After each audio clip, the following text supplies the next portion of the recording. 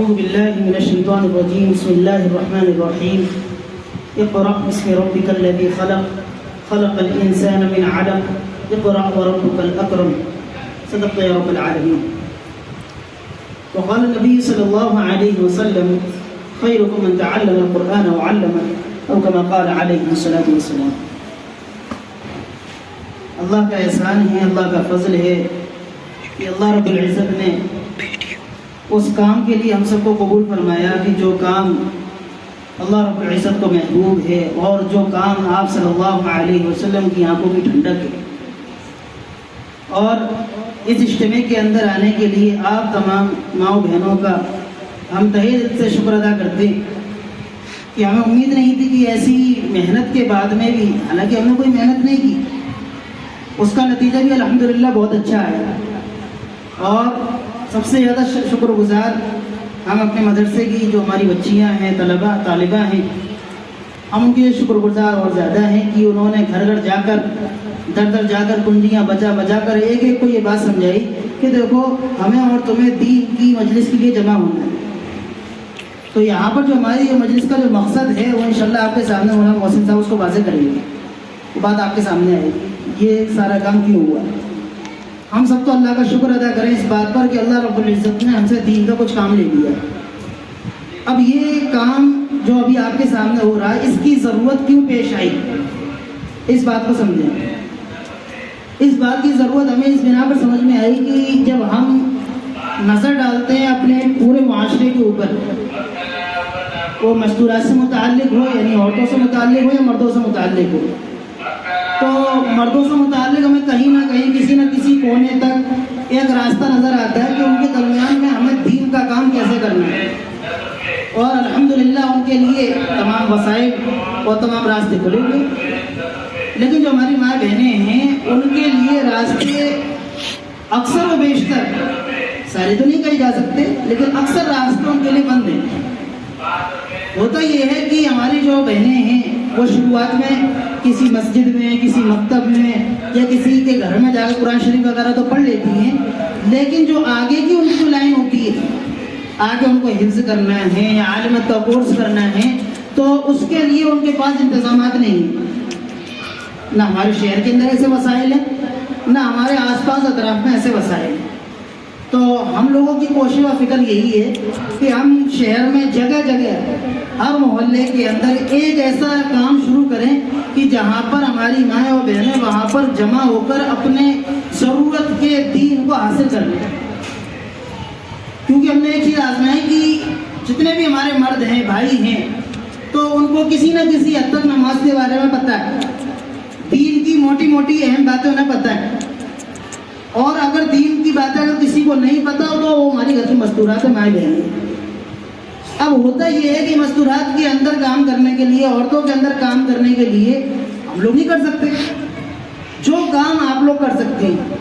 کیونکہ ہم یہ چاہتے ہیں کہ آپ لوگوں کو تیار کر کر آپ ہی لوگوں سے ہم یہ وہ پروگرام کروائیں جگہ جگہ جا کر کہ وہاں کی عورتیں آپ سے رابطہ کریں، وہاں کی بچیاں آپ سے رابطہ کریں، اور ان کی زندگیوں میں بھی دین آ رہا ہو، ان کی زندگیوں میں بھی علم کی فکر آ رہی ہے کہ وضو کے فرائض کیا ہیں، غسل کے فرائض کیا ہیں، نماز کے شرائط کیا ہیں، نماز کے فرائض کیا ہیں، نماز کے واجبات کیا ہیں، مفسدات وضو کیا ہیں، اور گناہ کبیرہ کس کو کہتے ہیں، نماز کن چیزوں سے ٹوٹ جاتی ہے، وضو کن چیزوں سے ٹوٹ جاتا ہے، روزہ کب رکھ سکتے ہیں، روزہ کب نہیں رکھ سکتے، کن چیزوں سے روزہ ٹوٹتا ہے، کن چیزوں سے روزہ نہیں ٹوٹتا، کیا چیزیں کھانا حلال ہیں، کیا چیزیں کھانا حرام ہیں، کن مردوں سے پردہ ہے، کن سے پردہ نہیں ہے. یہ سارا کا سارا دین ہمیں انہی جگہوں سے ملے گا.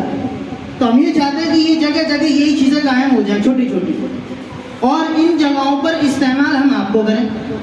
کیوں؟ اس کی وجہ یہ ہے کہ ہم براہ راست تو کسی غیر محرم سے رابطہ تو نہیں کر سکتے، یہ تو حرام ہے ہمارے لیے، ہم رابطہ نہیں کر سکتے. تو ہم تو یہ چاہتے ہیں کہ ہم ایسی مستورات تیار کریں کہ جو ان کے درمیان جا کر کام کریں. اور ہم نے یہ اندازہ لگایا کہ مردوں سے زیادہ اللہ نے سمجھنے کی صلاحیت علمی لائن سے عورتوں کو دی. اللہ کے وسلم کے زمانے کے اندر اما عائشہ صدیقہ رضی اللہ تعالیٰ عنہ آپ کی بیوی، کتابوں سے پتہ چلتا ہے کہ اما عائشہ صدیقہ رضی اللہ تعالیٰ عنہ کے پاس 2/3 علم آپ وسلم کی طرف سے موجود تھا، اور صحابہ کرام کے پاس الگ موجود تھا. جبکہ بڑے بڑے صحابہ جو وسلم کے ساتھ آپ اٹھتے بیٹھتے کھاتے پھرتے چلتے پھرتے، وہ تک اپنے مسئلے لے کر حضرت عائشہ صدیقہ رضی اللہ تعالیٰ عنہ کے پاس آیا کرتی کہ آپ ہمیں یہ مسئلہ بتا دیں. تو پتہ چلا کہ جو ہماری بہنیں ہیں، جو ہماری مائیں ہیں، اللہ نے ان کے اندر بہت صلاحیتیں رکھی ہیں. اگر ان کی صلاحیتوں کو صحیح جگہ استعمال کر لیا جائے، اگر جو ہم دیکھ رہے ہیں دنیا کے حالات، اس وقت ہم دیکھیں دنیا کے اندر چل پھر کر کہ باطل سب طرف سے قبضہ کر رہا ہے، ہر ایک طرف سے. جو ہمارے سامنے اسپین کی تاریخ پوری موجود ہے، ہمارے سامنے پوری دبئی کی پوری تاریخ موجود ہے کہ علمی معاملات کے اور کہاں جہالت میں لا کر انہوں نے پھنسا کر رکھا. ہندوستان کی تاریخ آج ہم سب کے سامنے موجود ہے اور دن بدن ہوتا جا رہا. نہ جانے کتنی مسجدیں ہماری شہید کر دی گئی، نہ جانے کتنے مدرسے روزانہ شہید کر دیے جا رہے ہیں، جگہ جگہ بریک لگائے جا رہے ہیں، جگہ جگہ. آپ اتنے لوگ کھڑے ہو کر نماز نہیں پڑھ سکتے، آپ اتنے لوگ مدرسے میں نہیں پڑھ سکتے، آپ یہ مدرسہ یہاں نہیں چلا سکتے. ٹھیک ہے بھائی، ہم تو یہ کہتے ہیں کہ بھائی اللہ نے کسی زمین کو، کسی جگہ کو اپنے دین کے لیے محتاج نہیں بنایا. اللہ کے لیے، اللہ کسی چیز کو محتاج نہیں، اللہ جہاں سے چاہے گا وہاں سے کام لے لے گا. اب ہم اپنی سمجھیں کہ بھائی قرآن ہم پڑھنا نہیں جانتے، وجہ کہ بھائی میں نے سیکھنے کی کوشش نہیں کی. بات سمجھ میں آ رہی؟ میں نے سیکھنے کی کوشش نہیں کی. اب جب میں نے سیکھنے کی کوشش نہیں کی تو مجھے آئے گا کہاں سے؟ دنیا کے اندر جتنے بھی کام ہیں، زمینی سطح سے ہو یا آسمانی سطح سے، کسی بھی لائن پہ ہو، بغیر محنت کے، بغیر سیکھے ہوئے، بغیر کوشش کے زندگی میں آ ہی نہیں سکتے. ایک ایگزامپل طور پر میں کہہ رہے تھے کہ کچن کا کام ہے، کھانا پکانا، بغیر سیکھے یہ بھی نہیں آتا ہے. تو ذرا سوچو، جو دین اللہ کے نزدیک ساتوں زمین و ساتوں آسمان سے زیادہ قیمتی ہو، جنت سے بھی زیادہ قیمتی ہو، فرشتوں سے زیادہ قیمتی ہو، نبیوں سے زیادہ قیمتی ہو، اللہ رب العزت وہ دین کیا ہمیں فری میں دے دیں گے؟ سمیہ رضی اللہ تعالیٰ عنہ اس دین کی خاطر آپ وسلم کی موجودگی میں، آپ وسلم کے بعد اس دین کی خاطر آپ وسلم نبوت کا اعلان کیا. سب سے پہلے اس دین کی خاطر شہید ہونے والے ایک مستورات ایک عورت ہے، سمیہ رضی اللہ تعالیٰ عنہ. کہ جب عورت جب آ جائے نا قربانی دینے پر تو نہ جانے کہاں سے کہاں تک پہنچ جائے. ایک صحابیہ پتہ چلا کہ جنگ کے اندر ان کے شوہر کا انتقال ہو گیا، انا للہ پڑھ جا کے پڑھ گئے. پتہ چلا بیٹے کا انتقال ہو گیا، شوہر کا انتقال ہو گیا، بھائی کا انتقال ہو گیا. سب جگہ صبر کیا، رسول کے پاس پہنچی. یا رسول اللہ اگر آپ ٹھیک ہے، ہمیں کسی چیز کی پرواہ نہیں. تو جب عورتیں جب قربانی پر آ جاتی ہیں تو نسلیں بن جاتی ہیں. دیکھو آدمیوں کے اندر جو دین ہے، مردوں کا جو دین ہے ان کی چوکٹ تک ہے. بھئی آج ہم کوئی چیز سمجھا رہے ہیں، چل جائے گی تھوڑی دیر کے لیے، لیکن وہ چیز کب تک ہے؟ جب تک ہمارے اندر ہے. اور ہماری بات کہاں تک ہے؟ دروازے تک. لیکن جب دین عورتوں میں ہوتا ہے تو وہ نسلوں میں چلتا ہے. کیوں؟ کیونکہ بچپن کی ساری چیزیں مائیں سکھاتی ہیں.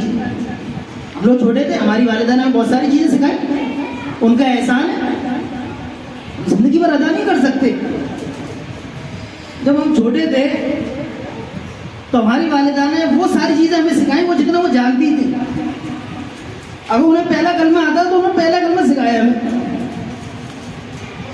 حالانکہ وہ نماز پڑھنا نہیں جانتی تھی، لیکن جیسا وہ پڑھتی تھی ہم بھی ان کے برابر میں کھڑوں کے نماز پڑھتے تھے. ہماری امی نے ہمیں سکھایا. تو عورت کے اندر یہ صفت ہوتی ہے کہ وہ جتنا جانتی ہے وہ اتنا سکھاتی ہے اپنی اولاد کو.